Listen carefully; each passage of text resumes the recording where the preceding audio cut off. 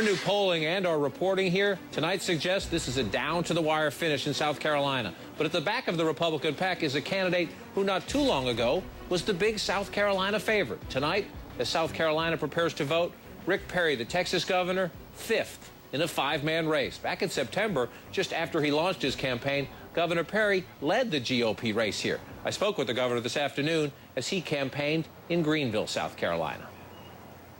You've been in politics a long time, though, sir. When you're at 6%, Governor Romney's up at the top at 33%. You got about 48 hours until the people of South Carolina vote. Are you convinced you can win this state or get close enough to the winner to have the viability to carry on?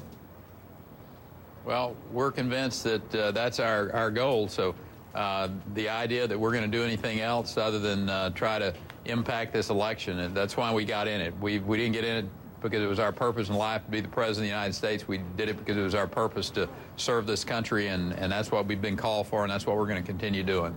As you know, some fellow conservatives look at those numbers, and they say that they believe the best course for you would be to step aside. I want you to listen to Governor Sarah Palin, the vice presidential nominee for your party last time. She was on Fox last night, and here's her take on the race.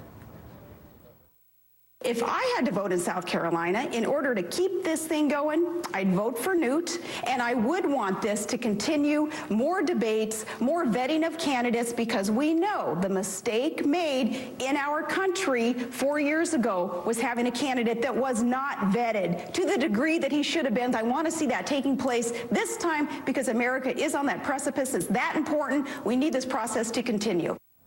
Sarah Palin says she'd vote for Newt. Speaker Gingrich himself said yesterday that he can't ask you to do this, but he thinks it would be better for conservatives if Governor Perry and Senator Santorum stepped aside. How do you respond to that, sir? Well, certainly I agree with Sarah in the sense of that we need to vet these candidates. That's one of the reasons that I asked Mitt to release his income tax, and now we've found out that you know, he's paying a lesser rate than the guy that's out there working hourly wages, and that's the kind of issues that we have to vet. It's the reason that we talked about Bain Capital, and you know, there's not a stronger capitalist on that stage than myself, but these issues of everyone's record truly needs to be vetted and vetted well. We can't fire our nominee in September or October. We need to have this vetting process now. So Sarah is absolutely correct that more debates and more opportunities to discuss the issues for the American people to get their arms around. So from that perspective, she's spot on. You just mentioned Governor Romney and taxes. He says he will release those tax returns, but probably not until April. He says he paid about 15%, as you just noted. Is that good enough, or will you press him for more transparency now? Well, you can bet I'm going to press him. The people of South Carolina need to know, and April's way too late for the people of South Carolina. You know, I've laid my taxes out since back in the 80s. Everyone knows how I've made my money, and it's an open record.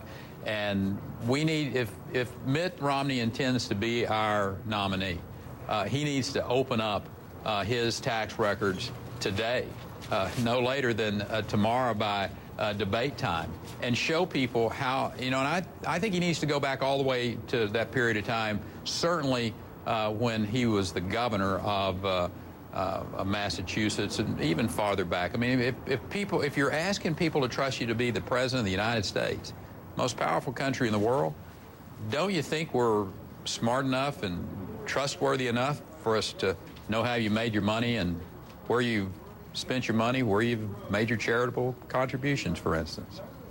And, governors, you hear Newt Gingrich make the case in this state that he is the strongest conservative alternative to Mitt Romney, the strongest conservative heir to Ronald Reagan. How would you counter that, sir?